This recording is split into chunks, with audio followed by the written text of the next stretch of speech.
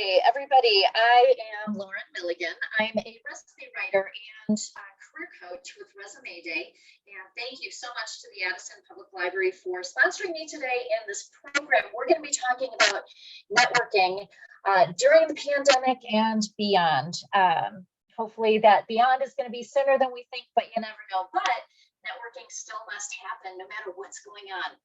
Okay, so let's go ahead. I'm going to get my PowerPoint presentation, and what we're going to talk about while I'm getting this situated, we're going to be talking about, let's see, there we go.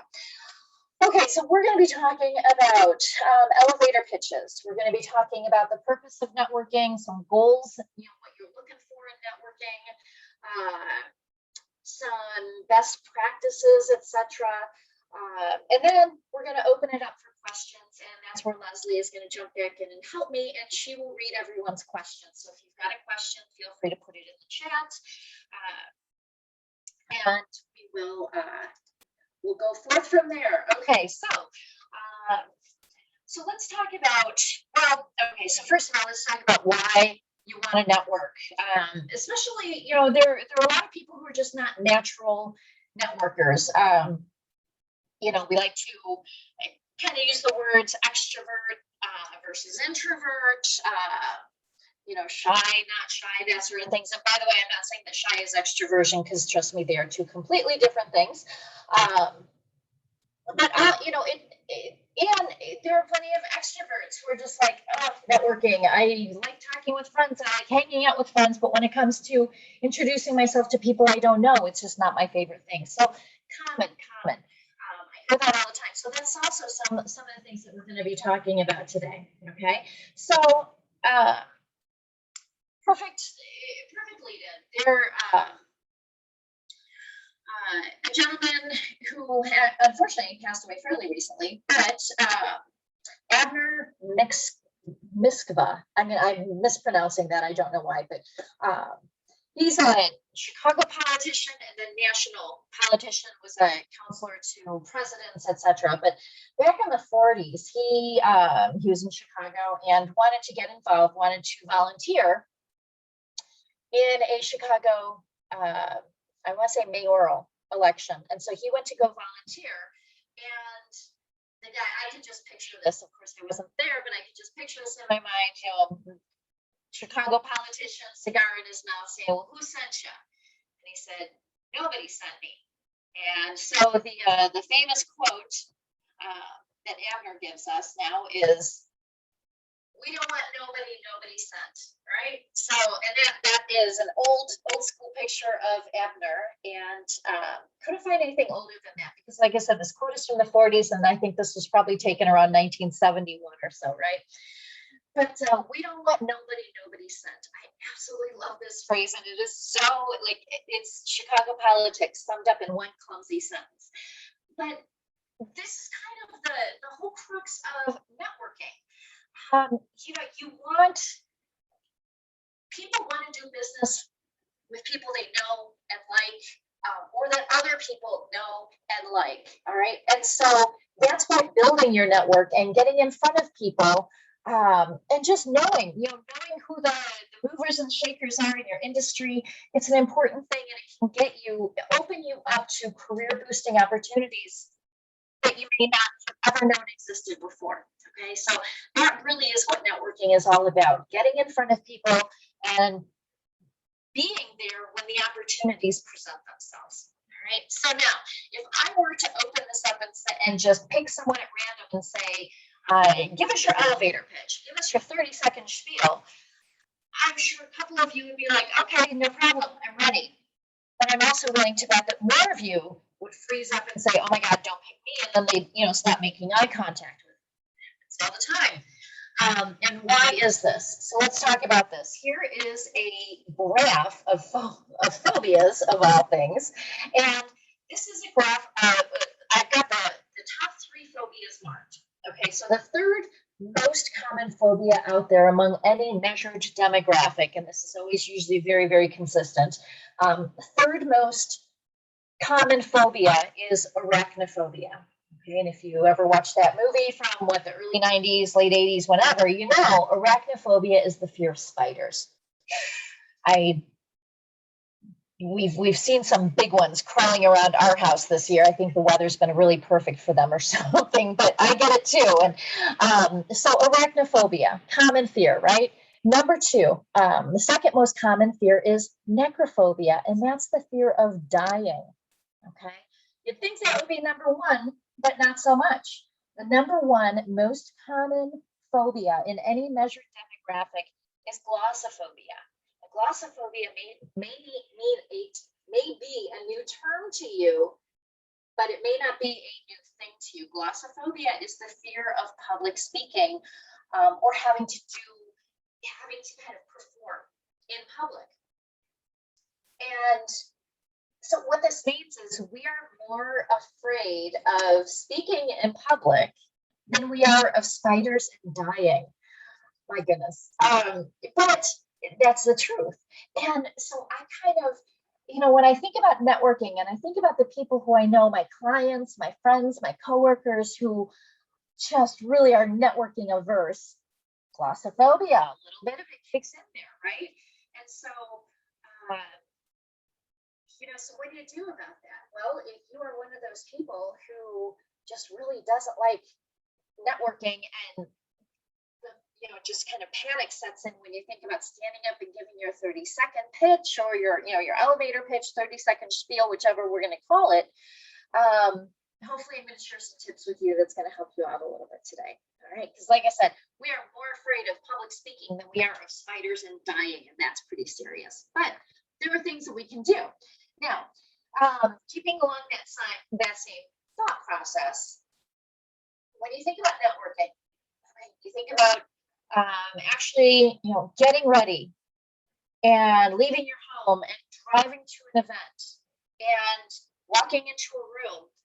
You maybe know a couple people in the room, but for the most part, it's a group of strangers. And it's your job to go up and introduce yourself to someone and hopefully walk away with a business card, maybe a nice conversation, and then maybe the next day a follow-up. But guess what? You've got to do it 50 more times that night. Yeah. Obviously, the fear of failure can kick in. What happens? You may choose to stay home. But I want you to take that, think about what that means. Okay, so if you stay home, now because of the fear of failure, what could kick in? The fear of regret, the fear of not going out there. You know what? I've got this company. We need customers. We need employees. We need, whatever it is. How are you going to get those? By putting yourself out there and having those conversations.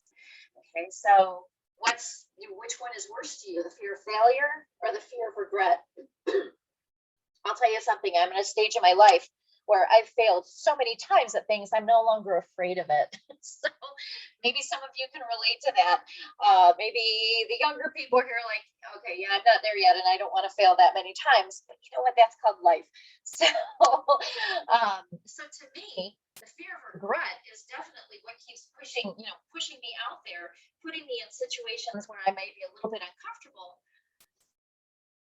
And I may do something, if I mess something up, I'm going to be the first person to laugh at myself. So everyone else feels comfortable too as well. And then you know what? I move on and I make those great connections and I have those conversations, pass out my business cards, and then the follow-up happens. And you know what?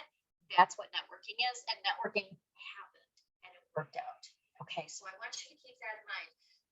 Don't let fear of failure stop you from doing what you're supposed to be doing, which is going to cause fear of regret. And of course, putting those in simpler terms, the fear of failure is the fear of messing up, but the fear of regret is fear of missing out. So don't miss out on those career boosting opportunities.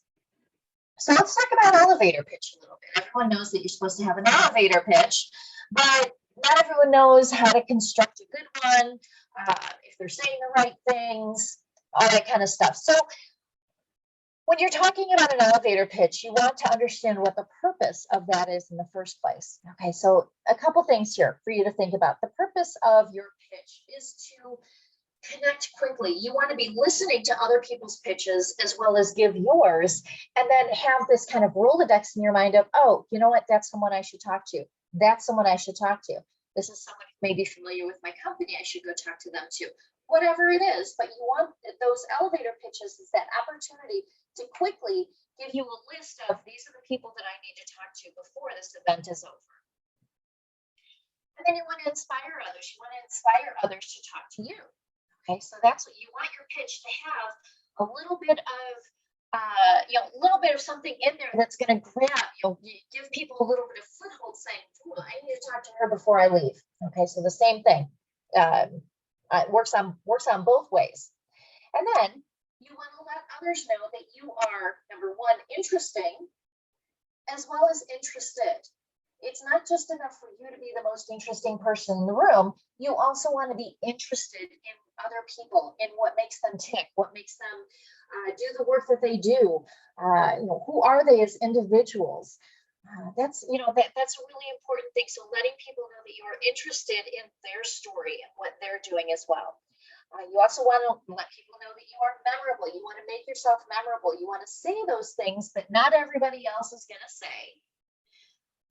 So that the next day, even if they don't talk to you at the event, that next day they're gonna, you know what, there was that person I meant to talk to her and I didn't get to, but I want to follow up with her. I'm gonna find her on LinkedIn. So dropping little memorable things in your elevator pitch is always a good thing too. Letting people know that you are unique. Now, I know that we're talking with people in a Chamber of Commerce today. Well, I've been a member of a number of chambers of commerce, all phenomenal, of course. But when I go to any chamber of commerce meeting, typically I'm usually the only career coach there, but I'm going to talk to a couple of realtors. I'm going to talk to a couple of insurance people and mortgage people, right? So there's always going to be a little pocket of, there's going to be more than one of this particular industry represented, right? So let's say that you're a realtor, and let's say that you're in a group, you're at a Chamber of Commerce event, and there are 8 other realtors there. What's going to make you stand out among those realtors? It doesn't necessarily have to be something with your job. Because if you are a buyer's agent or a seller's agent or a little of both or whatever, pretty much everybody's going to do very similar things unless there's something really, truly unique with how you do your business. And if there is, my goodness, that should be what you lead with in your pitch. But if there's like, well, I'm a great realtor, but kind of doing the same thing that the other realtors are doing, then you can pull from other areas of your life and say, but here's what makes me unique. I'm going to give you an example. About 15 years ago, maybe even a little bit more than that now, but we'll say about 15 years ago, I was at a networking event and there was a realtor there. So she gave her usual pitch. This is who I am as a realtor. This is where I work. These are the areas that I'm happy to cover. And then she said, and as a way to make you remember me, because I know I'm doing a lot of the same thing with the other realtors that are in the room doing. I'm also a drummer. On the weekends, I play drums. And you better believe, I was just like, holy cow. And I think everyone in the room was, holy cow, that's really unique and cool. And she was about 50 or so at the time, and she was happily saying, and I'm a drummer on the weekends, and I will never forget it. I'll never forget her. I've actually sent her some business since then. She's always on my mind just because I thought that was the coolest thing. So you can throw in those little things, even personal things, that's going to make you stand out and definitely be unique. And then the last part of the pitch, let people know that you're really good at what you do. Let people know that you are an expert in your field. Now, if you are not an expert in your field, say that you're more entry level, you can always focus on the fact that you're learning, that you're in this particular, I'm newer, but here's what I'm really excited to do. Here's what I'm really excited to learn, whatever it is, but embrace whatever point you're at and become an expert at whatever career level you're at. So even if you're entry level, you could be expert at that particular work that is a little bit more entry level. And that's okay, because every level, every rung on the ladder is needed, and every rung on the ladder can be interesting, memorable, and unique. Okay, so it doesn't matter. You don't have to be the best at what you do to construct a good elevator pitch. Now, the length of your pitch. If this is a formal networking where everyone, is sitting around a table, and there actually could be someone there with either a stopwatch or an 8-timer, whatever it is, chances are you're going to get 30 seconds. That's very, very typical. But if you are planning on going to more of a mingling event, maybe it's an after hours or something like that, where it's going to be less formal, then you don't want to hold 30 seconds. Trust me, the other person is going to feel like a hostage at that point. But you do want to have a good maybe 10 seconds of who you are, what you do, and then make sure to bring the other person into the conversation. Okay, but you do want to have an idea, even if it's just, you're sitting in your car before the event, or you're sitting in your home office about to turn your Zoom on, whatever it is, but just have a good idea of what you want people to know. What is that core message of who you are and what you do, your A+ message that you want everybody to understand? Okay, that's what, that's what's going to make a great pitch, no matter what length it is. What is that A+ information that everybody's going to say, got it, I know who this person is. If I need someone who does this, this is the person I'm going to be thinking of. So here are a couple of thinking points when you're developing your pitch. And these all help to, just thinking through these, this is really going to get to the heart of what makes you unique, because a lot of people are going to have different answers for this, especially if they are at different levels in their career. So a newer real estate agent may have completely different answers for these questions than a more veteran or seasoned. Ooh, do I hate that word? But someone who's been a realtor, for 10, 15 years is going to have a lot different answers than someone who's newer to this. Okay, so let's think these through. Why are you meant to do this work? What brought you into this work in the first place, and why do you feel like you're the right person to do it? Now, for me as a career coach, I absolutely feel like I was meant to be a career coach. I was meant to be a resume writer. And I have, success stories longer than my arm that I can talk to. And I love helping people figure out who they were meant to be in their careers and all of that kind of stuff. And so when I'm talking about that, whether it's in an elevator pitch or just in a, just happenstance conversation, I think that genuineness really comes through and people get it. And it makes, inspires them to ask more questions. And then they start thinking, what? I actually know someone who's looking for a job. Maybe they need help from a resume writer. But it's when I speak about my work from a place of from a genuine place, that's when people understand, and I'm able to really emphasize that I feel like I was meant to do this work. What makes me good at my job? So what are the special skills or certifications or even traits and strengths? They don't have to be, it doesn't have to be something that necessarily you would get a degree for, right? But what makes you particularly good at your job better than someone else? Okay.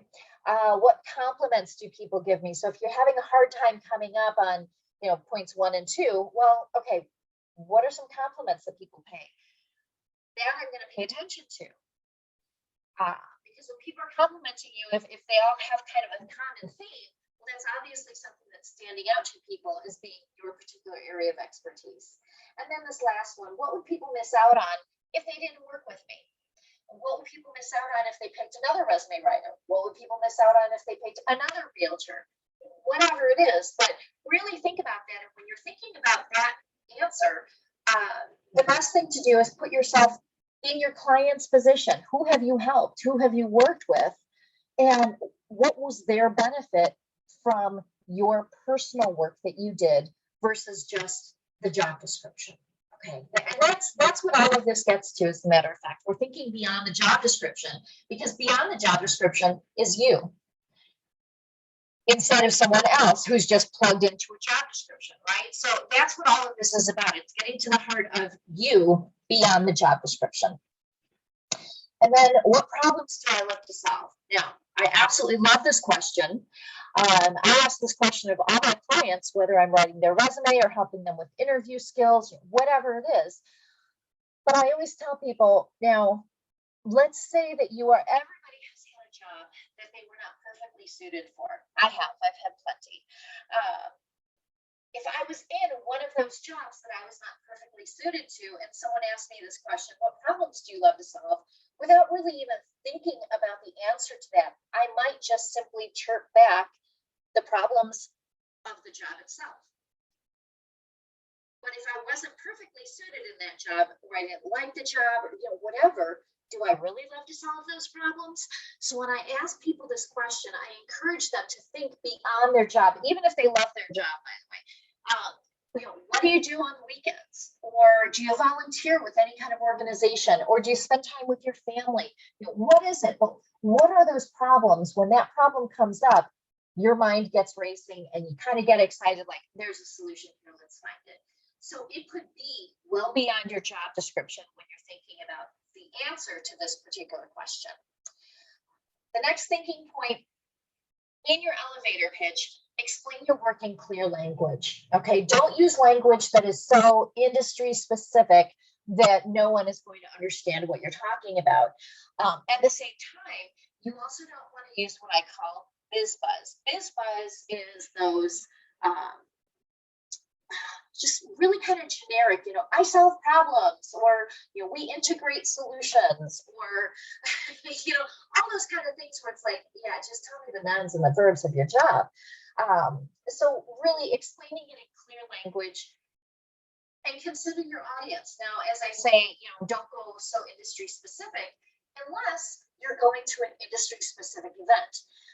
So if you are in IT, there are, lots of technical, everything in IT is technical, and all the, your work is technical and everything. Well, if you are going to a Chamber of Commerce event where there's going to be a lot of people in other different industries, you really want to, I'm not going to say dumb down because I don't like that, but you're really going to rebrand, I guess, your elevator pitch for more of a variety of audience, versus if you're going to an association or event or something that is IT specific. My goodness, and you can pull out all the technical jargon that you want because everyone's going to understand it. Okay, but consider your audience first. Things to highlight are what I said before: how you are memorable, expert, unique, show that you are interested and interesting. All of those, that's really what you want to focus on. And things to omit: anything that's on your, look here, anything that's on your business card. This is my business card. You don't have to say your phone number or your email address. A lot of times when I go to these events that are more, structured networking, and you've got 30 seconds, I can always tell when someone says, oh, and you can reach me at lauren@resumeday.com, and my phone number is 630 blah, blah, blah, blah. I know, okay, that's someone who's really uncomfortable with public speaking. They didn't put an elevator pitch together. I'm going to go talk to that person and give them some pointers. But don't, things to omit are basically things that should, let your business job do the job, or things that don't have any foothold for anybody else. Okay, so again, you want to come up with, in just 30 seconds, giving people a chance, something that they can grab on and say, I'm going to go talk to that person, whatever it is. I'll give you some examples in a little bit. So as you're developing your pitch, I came up with a couple of 7 different points here. Now, obviously, you're not going to use all 7 because then you would have a 3-minute elevator pitch instead of a 30 seconds. But so pick 1 or 2 of these, whichever ones that work for you. But here they are. So you and I'll show you exactly how these will fit in with an example or 2. Okay. So what sets me apart from others who do this work. Or your unusual background. Maybe you took a career transition later in life after discovering that this particular industry was your passion, or it worked better with your skills, whatever it is. But you may have come into this job in an unusual way versus everyone else who took more of a clear-cut path. Okay. That unusual background is going to make a really interesting story. People will love to hear that. If you've won any awards, what were the awards? What did you win them for? And when I say what were the awards, like what was the actual award? Was it a plaque? Was it the best parking spot? Was it a trip?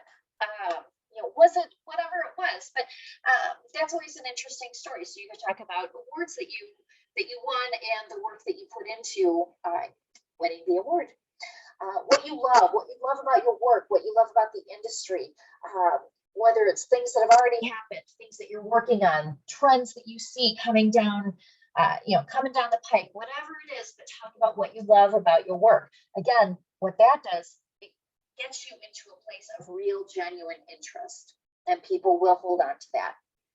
This next one I absolutely love. Give an insider tip. Okay, so if there's something that kind of goes against common belief or common assumptions, or is just maybe it's something new. Years ago, when ACA, Obamacare came out, I was at a networking event and there was an insurance broker there. And she said, and by the way, if you're considering signing up for ACA, here are a couple things that you need to know. And I, myself, and a lot of us, we all kind of leaned in because we were like, wait a minute, yeah, that's something I want to know more about. So she gave us some of those insider tips, and I think we all probably lined up to talk to her afterwards because she clearly knew her stuff. Those problems that you love to solve, that's always a good one, because when you're talking about the problems that you love to solve with your job, if other people are saying, well, I need that person, they're actually going to see themselves in your problems. Like, that's a problem I have, or I could see having to deal with that. But they'll be putting themselves in the shoes of the clients of the problems that you've already solved, and they'll want to talk to you.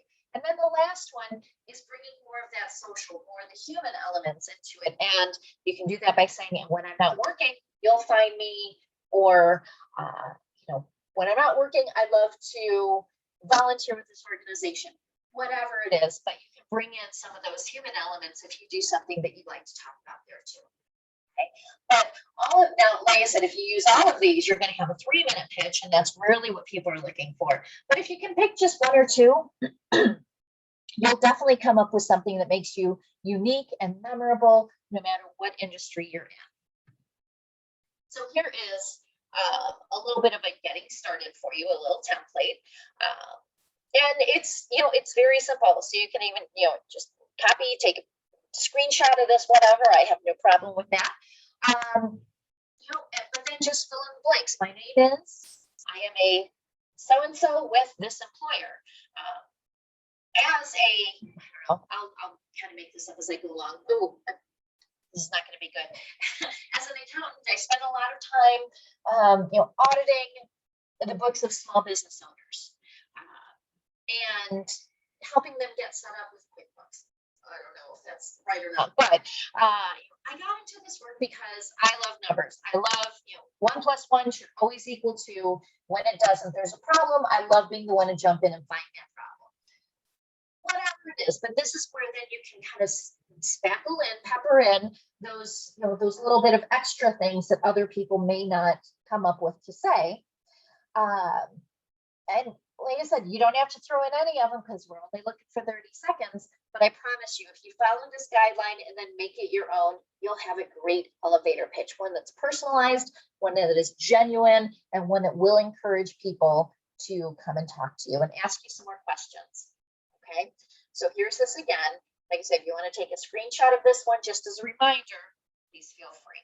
We're going to move along though. Okay, so let's work on your delivery. Now that you've got a great pitch, you have to deliver it in, well, I'll show you, I'll go through some of the pitfalls here. You don't ever want to be that person who says, well, I don't really have anything unique. I just did my job. So that sounds like someone who isn't interested in that job. And the issue with that is, if you're not interested in your job, why should someone else be? So that's why coming up with those little things, don't be that person who says, yeah, well, I just did my job. No. Let's think beyond that, because everybody has something. Trust me, after doing this for over 20 years, everybody has something that we can pull from to make you unique, I promise. And then next, are you interested in your own words? Do you have a flat affectation? My name is Lauren Milligan. I'm a resume writer with Resume Day, and I help people write their resumes and practice for interviews. I don't sound interested in my words, right? So again, why should anyone else be?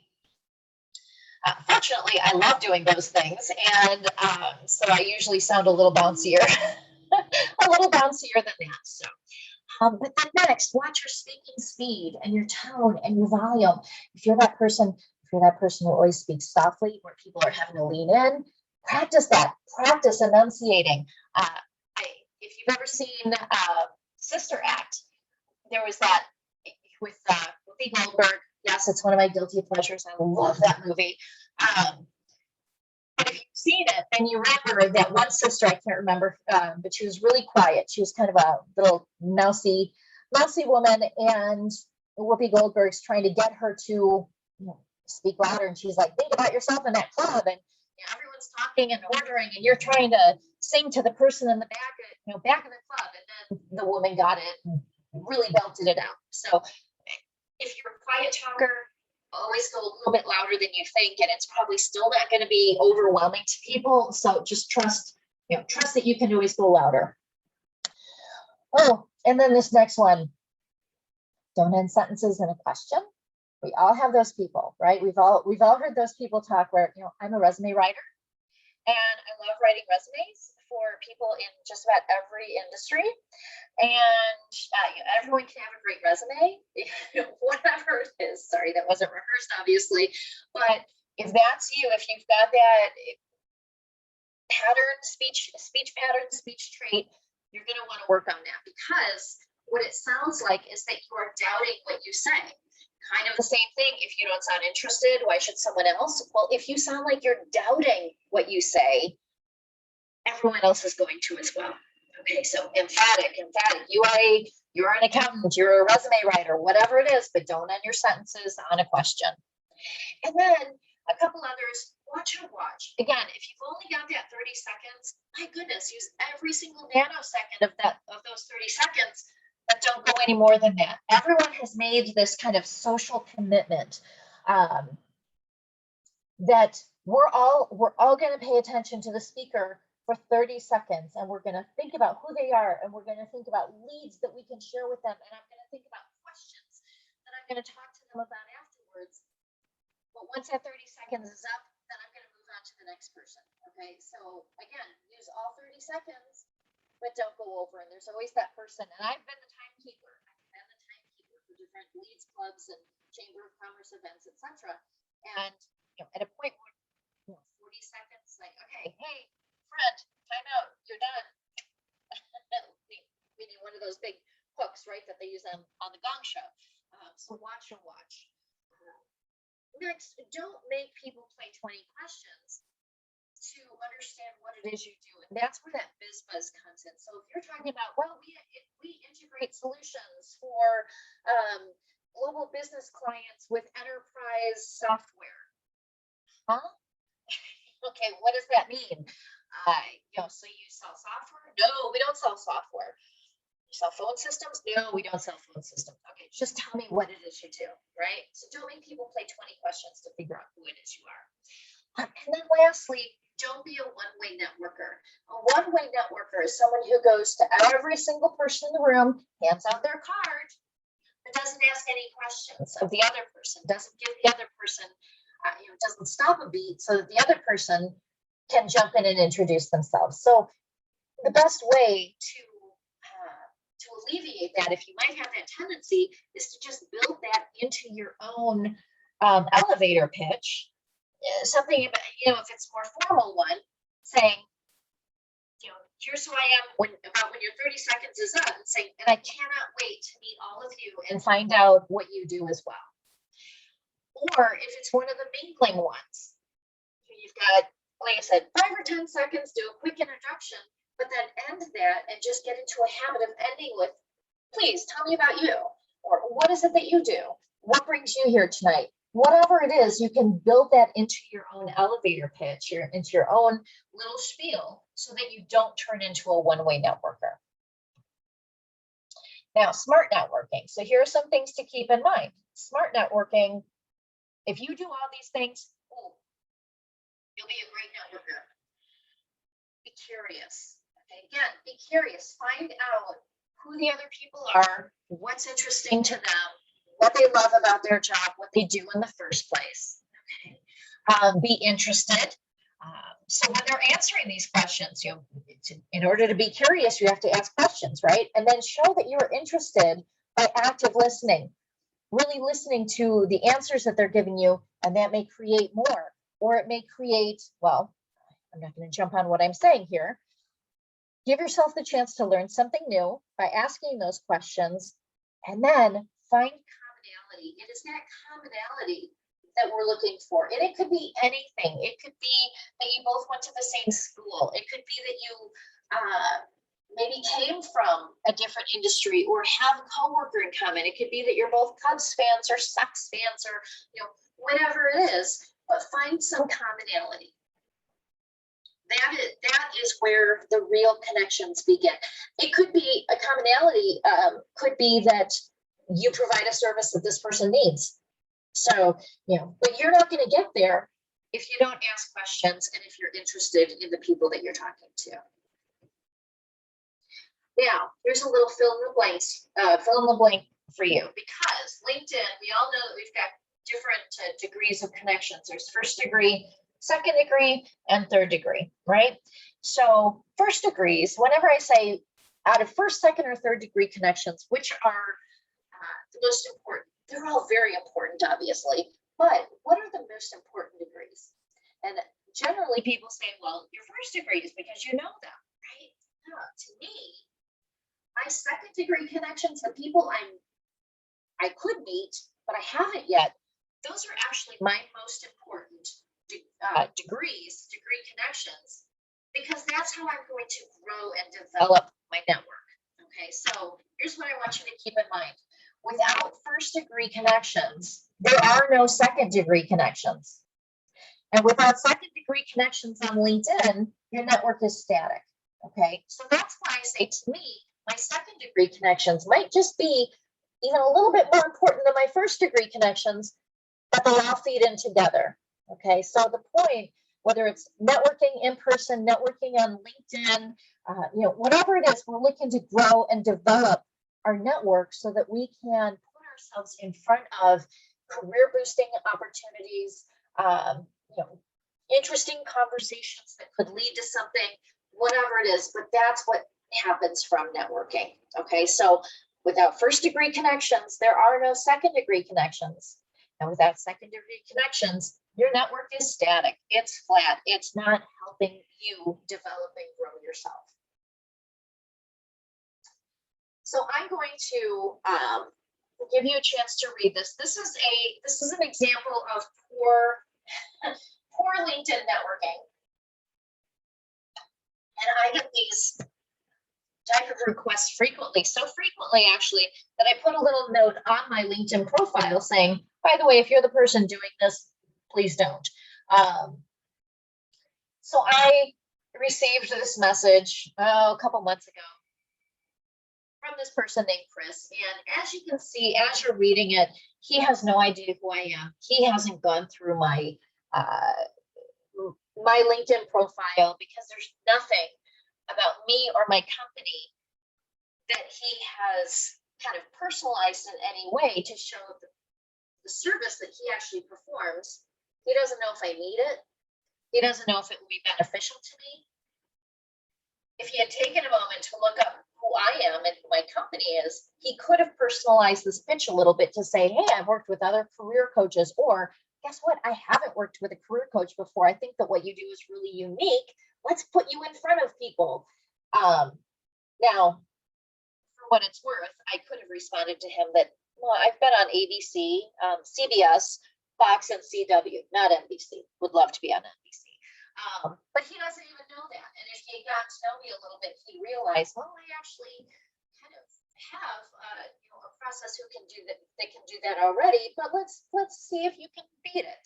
I don't know. But he obviously, as you're reading here, you can tell he did not do one moment of due diligence to figure out who I am.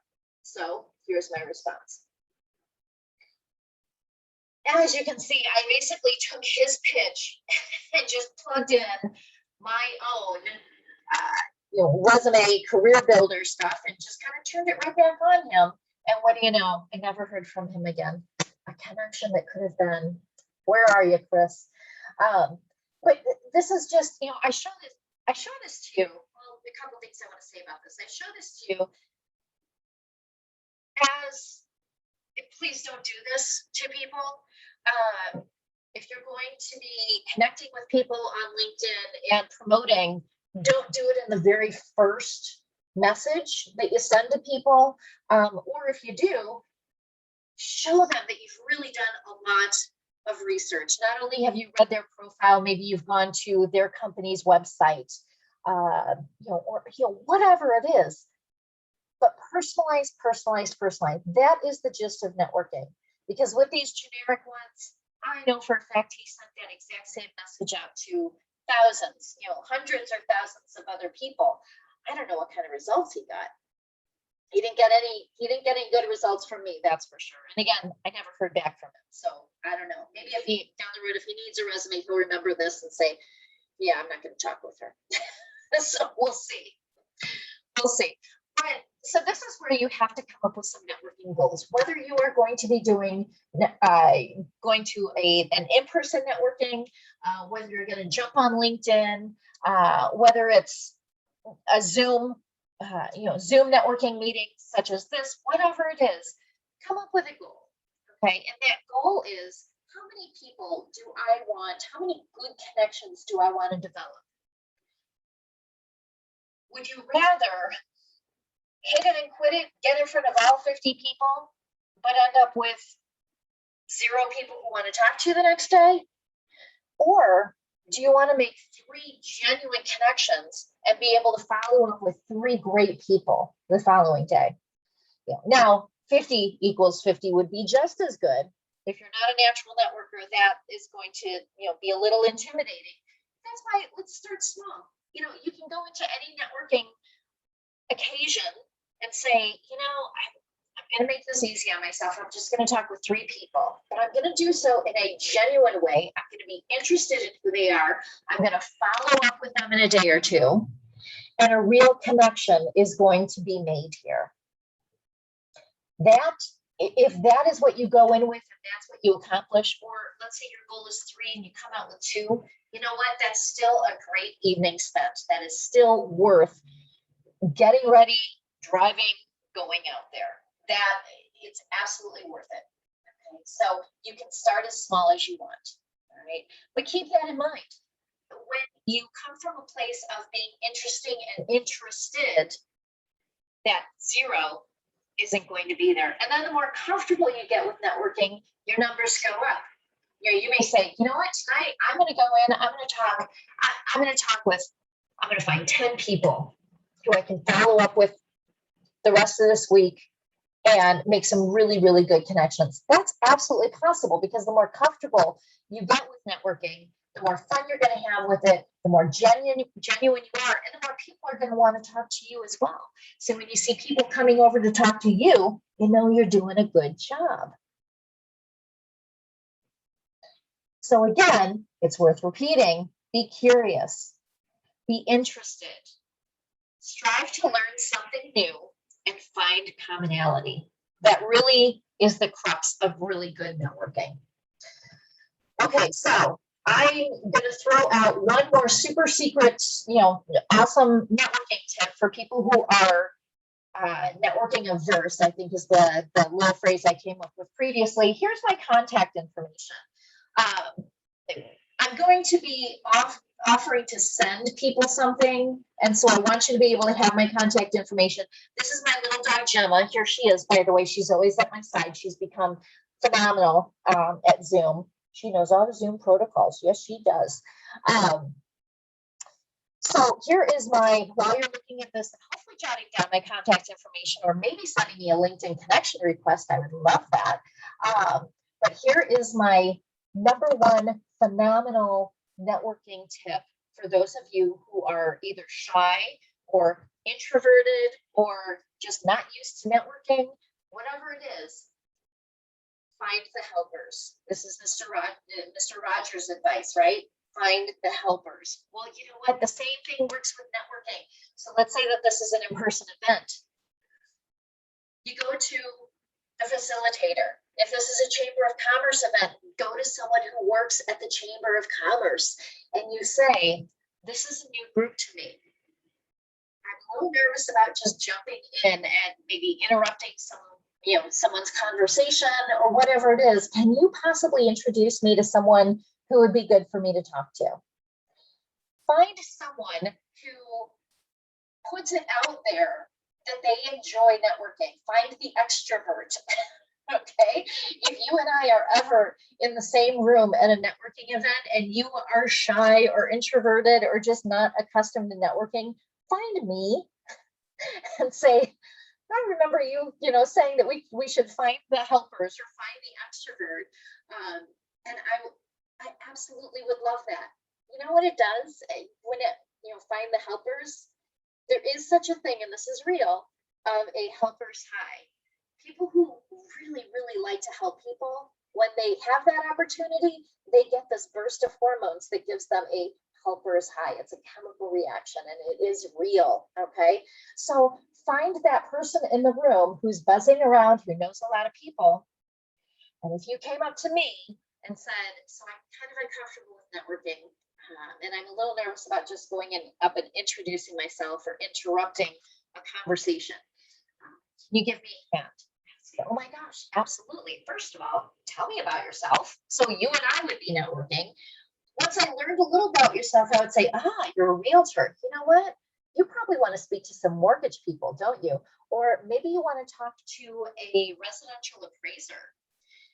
Whatever it is, I'd say, you know what? I know just the person. Come with me. And I would actually walk you over and say, John, this is Sarah. Sarah is a new realtor in town, and she's doing a great job building up her network and getting some leads and some listings and everything. I thought maybe she'd make a great connection with you to figure out what's going on in the mortgage industry so she can talk to her clients about your great rates. Why don't you two talk for a little bit? And that's exactly, and then before you know it, the two of you are talking. And you can say to John, the mortgage person, so who else do you network with around here? Do you know anyone who's an appraiser? Or do you know anyone who is a handyman or whatever it is? And then that person can introduce you. And before you know it, people are actually pointing out people that you should talk to. Okay, so find the helpers, give us our helpers high.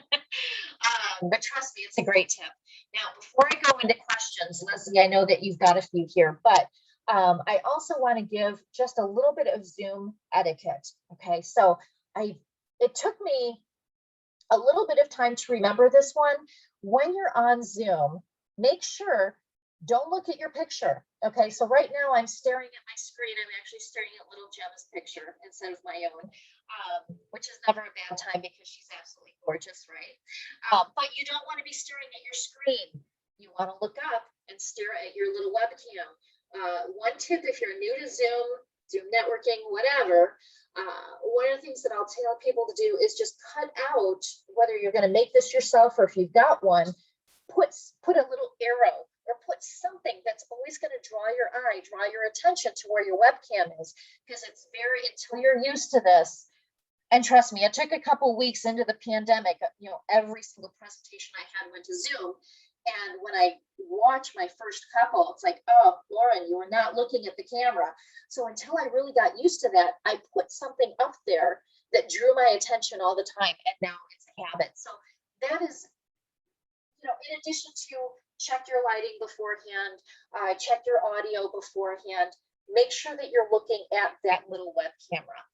A really good way, by the way, to check your audio and your video, if you type in Google, Zoom test call or Zoom test meeting, it will put you into your own Zoom room. So you may not even have a Zoom account. You can still do this. Zoom test call.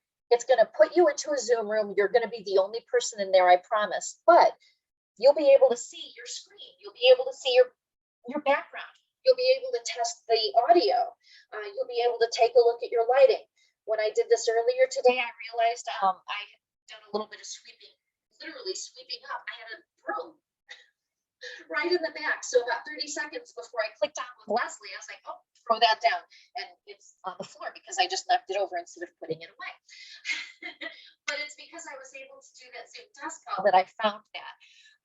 So that's a really great way to kind of prepare yourself and say, what are people going to see? The other thing that you can do if you don't want people to see your backgrounds, you can, and this is a little bit more advanced if you're new to Zoom, but you can pull up pre-made Zoom backgrounds. And by the way, there are thousands of them out there.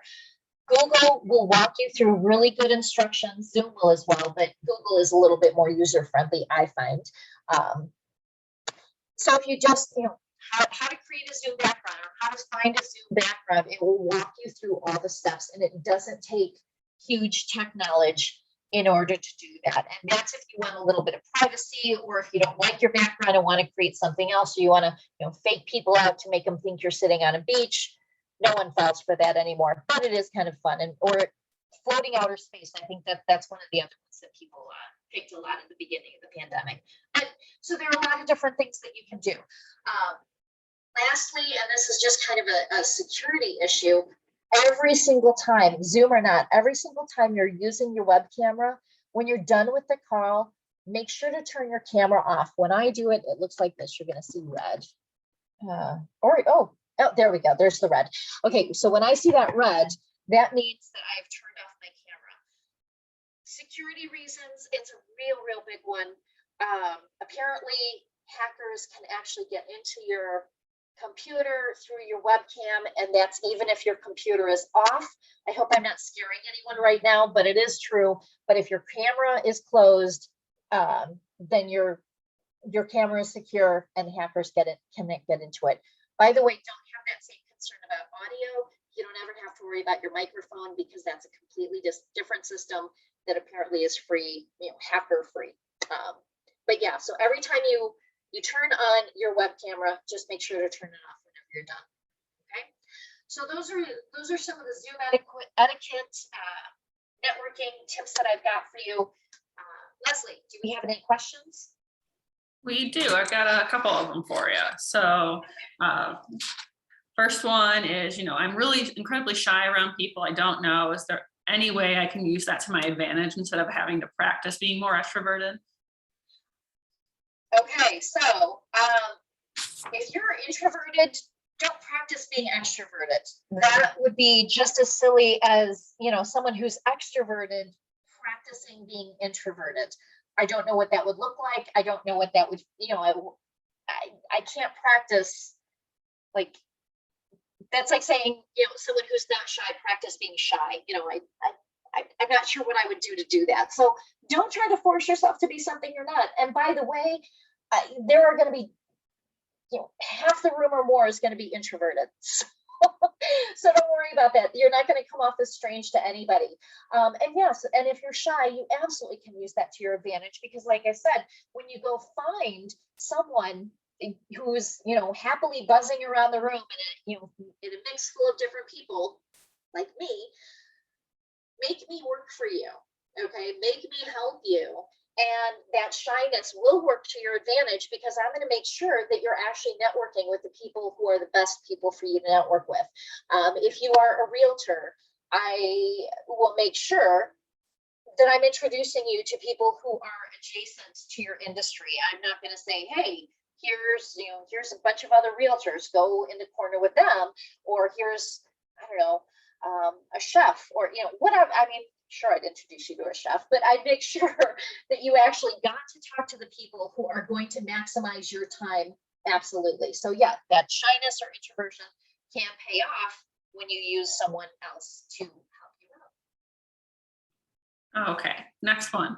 I thought the point of networking is to connect with others in a way that's beneficial to both parties, but I don't feel like I have anything to offer.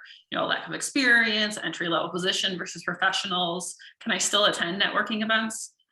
Oh my goodness, absolutely.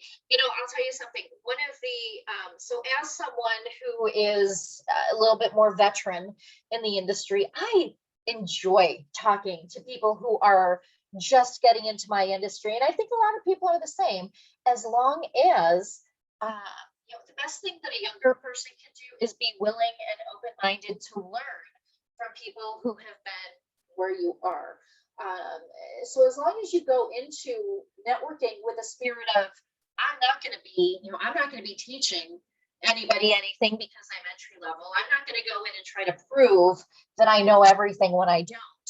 I'm going to go in and really go in with a spirit of, I'm going to listen to you. I'm going to ask for your advice. I'm going to ask for some tips. I'm going to say, so what are some of the pitfalls that I may bump up against in the next year or two, or whatever it is, as long as you go into it with that spirit of, I really can benefit from people who have been around the block a couple times in this industry.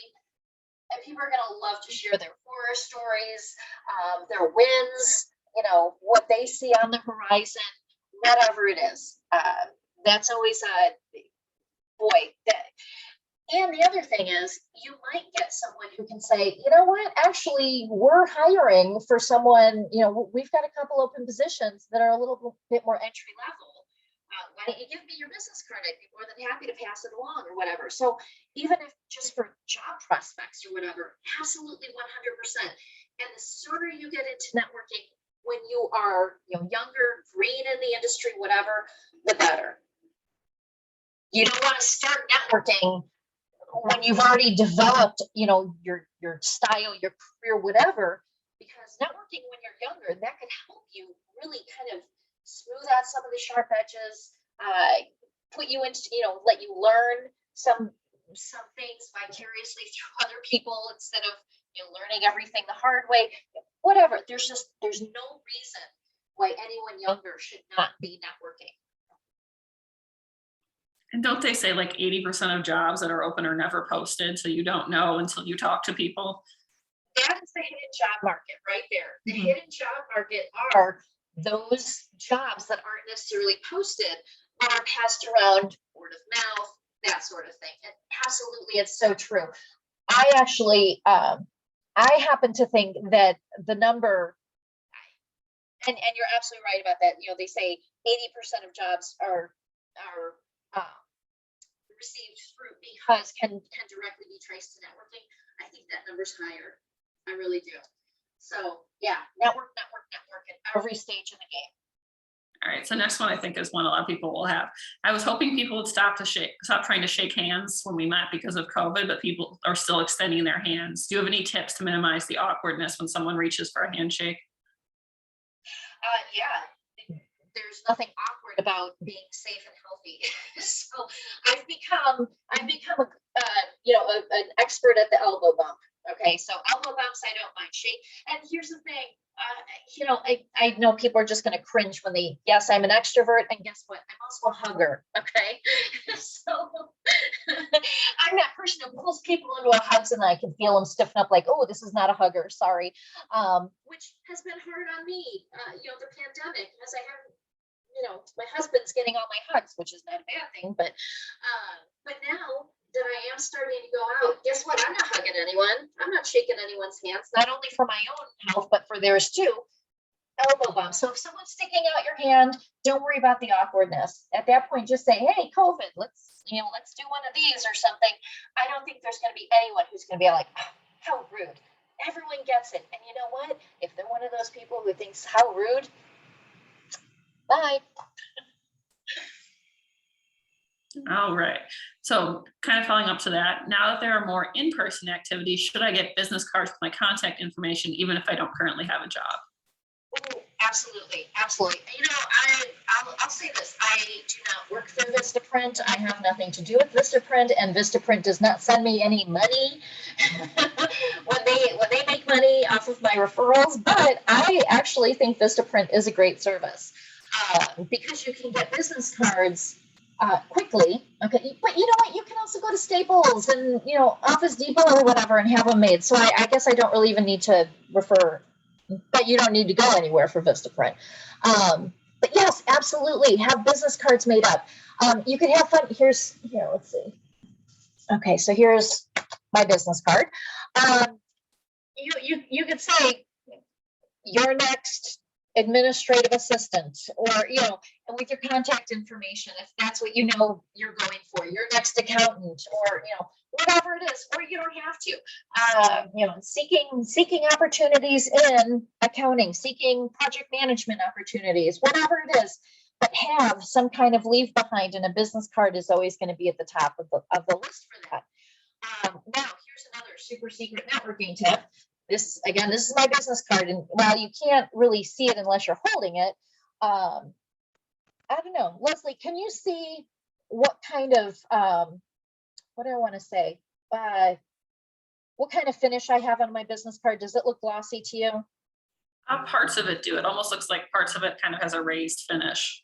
Okay, you know what? You're exactly right. So everything black on here has a little bit of a raised finish.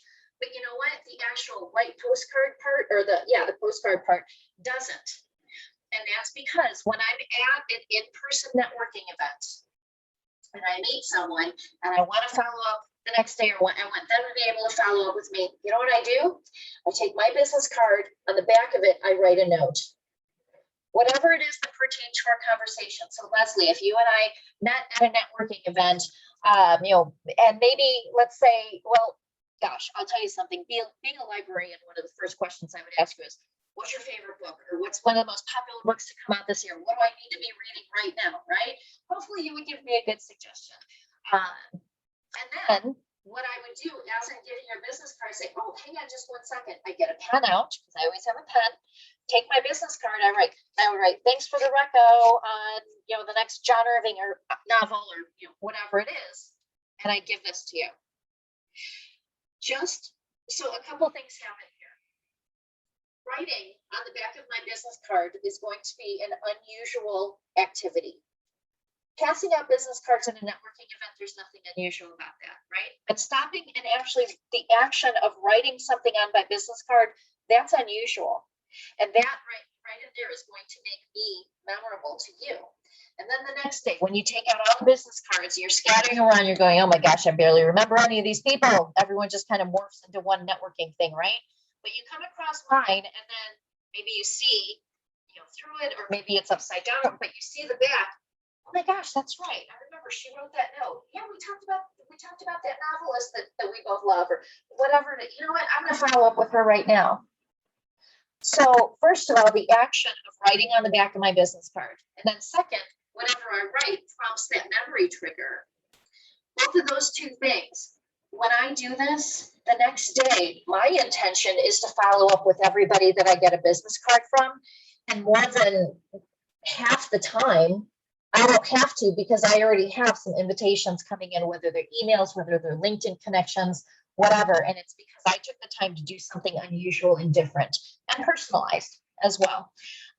So that's a really good tip as well. But I can only do this if I don't pay that extra money for the glossy, because you can't write on that. And that's why I just opt for a flat, plain, cheapo back. I can take any notes I want and pass this out. Okay, great. So perfect. I think my long-winded answer is yes, get a business card. So perfectly segueing into the next question was about business cards. So now that you have your business cards, what's the best way to share them and your contact information at meetings and networking events? Okay. Well, here's the thing. So clarify this for me. Is the person asking about how to pass out a business card, or what? Clarify the question. I think the question has to do with when do you give it to them? Because you don't want to just welcome somebody here's my business card. What's the best way to give them your information? Perfect. Okay. The best time to give a business card is after there's been a little bit of communication. When I go to a networking event, and this is, this is, women always have this problem more than men. Pockets. Pockets, right?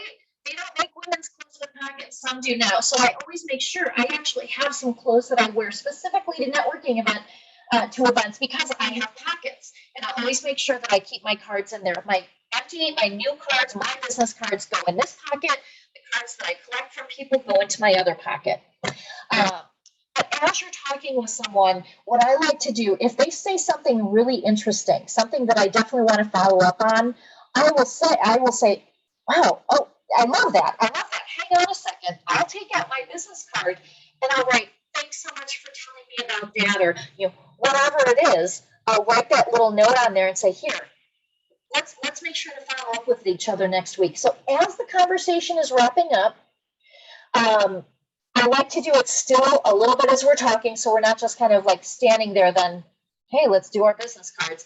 But as you get a little, as the conversation is wrapping up, you've got something to talk about, you've made that commonality, you can jot a note on it if you're going to do that. If you're not, that's fine too, you don't have to, but that's all part of the process. As you're giving it to them, I should say this, as you're taking someone's business card, it's really important. Look at their business card. Too many people will accept a business card and then just put it in their pocket. It seems so subtle, and it actually seems like a non-issue, but it really, and actually there are certain, in certain cultures where business cards are kind of, they hold a lot more importance than they do here. And culturally, if you did that to someone, they would be greatly offended and would not even want to talk to you the next day. So when you do take someone's business card, take a look at it and make some kind of comment. Oh my gosh, I love your logo. Or, oh, okay, so this says that you're in Elk Grove Village. Is that a home office or whatever? And then, oh no, well, our home office is in Elk Grove Village, but I work out of Glen Elk. Whatever it is, but make some kind of comment on it. Oh, I like this font. It could be something just as dumb as that, but just show that you've looked at the person's business card and that you've acknowledged it. And then as you get really good at this, you're going to be able to do a quick, got it, locked in, business card face recognition. Okay. Because again, I'll tell you something, I've done this far too many times. The next day, when you're at your office and you're looking at everyone's cards, they all just kind of morph into this, anonymous, like, I don't remember this. There were so many conversations. I met so many people. How do I even begin this?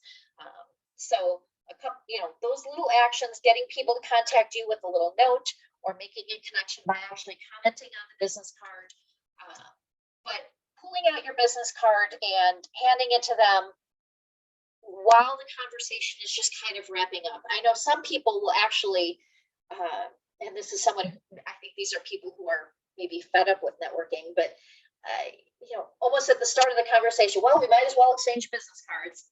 Oh, okay. That kind of just throws all that out the window. There are going to be those people, but they're the exceptions. Okay, perfect. So now transitioning a bit into more of the virtual networking field, what's the best way to reach out or connect with someone I don't personally know on LinkedIn? Such as if I'd like to know more about an employer, what's the best way to connect with someone who can give me some insights? Okay, so if this is a second degree connection, a great thing to do is ask your first degree connection for just a short introduction note. LinkedIn used to have a really cool process. It was a little bit more formalized where they would forward messages and such. They got rid of that. But I have people all the time ask me for introductions, or I will actually recommend, hey, I've got this connection, so-and-so, you need to talk with them. Let me send a quick note. So if this person is a second degree connection, you can always contact that first degree and just say, I don't want this person to feel like, just out of the blue. Is there any way you can kind of soften this a little bit for me and send them a quick note saying why I'm looking to connect with them? So if you've got that, great. But I know that's not always going to be the case. Or maybe it is a second degree connection, but the first degree isn't, it's someone you met a while ago, but you haven't really followed up or whatever. So I understand that. In that case, you will be contacting this person directly. When you do, absolutely have a reason. And if that reason, if the only reason is self-serving, I'm trying to get into this industry, I want to know more about the company you're working for because there are some job openings, whatever, go back to that. You know what you're doing, and I want to learn from you. If you have that mentality when you're crafting your message, and you can say, I don't want to take up a lot of your time. And if you only are able to jot down a couple words here on LinkedIn rather than a phone call or email, that's fine with me. But anything you can share or any resources you can point me to, I would be forever grateful.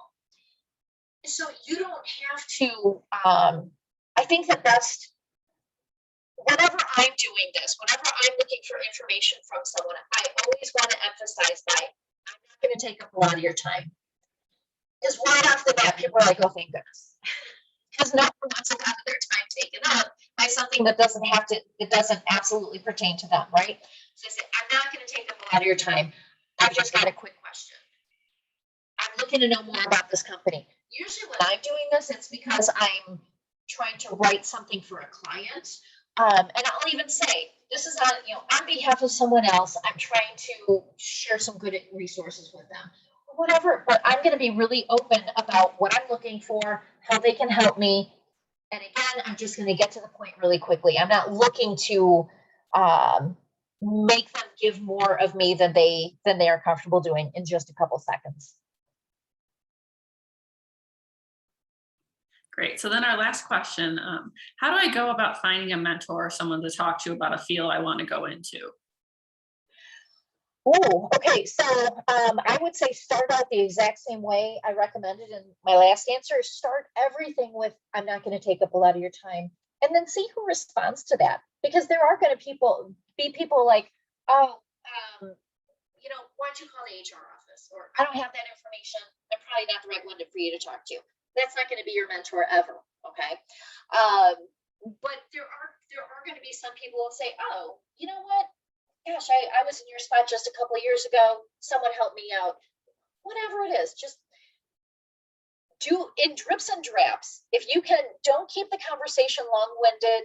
As soon as someone responds, if they see those 3 dots or whatever, because there is that, little message thing too on LinkedIn. It's like, oh gosh, now we're in a conversation and I wasn't expecting a conversation.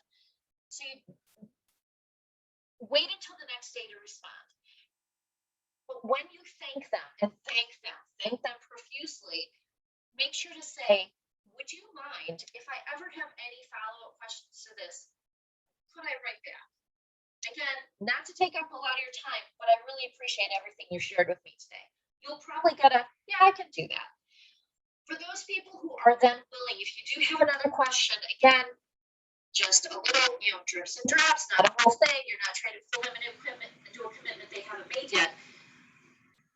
But ask 1 or 2 questions, and now you're kind of feeling them out. Is this someone who is really going to enjoy hearing from me, sharing their expertise? That's someone who is likely to be more of a natural mentor.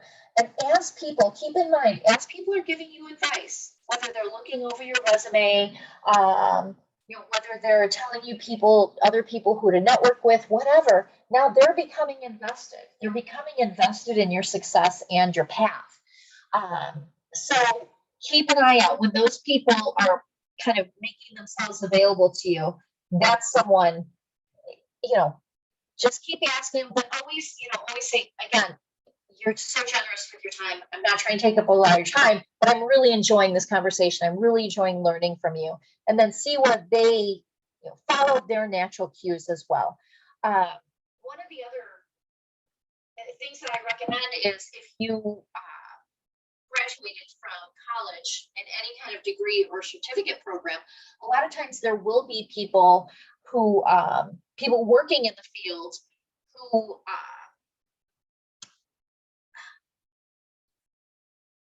they'll help they'll make the company available for special projects for student projects or things like that. People who get involved at the school level, those people are great mentors. Maybe more so than people on the job, actually, because those are people who really are interested in the student's path and making sure that students get, on the right track right away. So going back to any kind of degree or certification program and say, hey, are there any companies that, that work closely with this program or anything like that? Going back and finding someone who works directly with the school, that's always a phenomenal place to find a mentor. Great, thank you so much, and thank you to everyone for their questions. We hope you. Great Thank you to questions.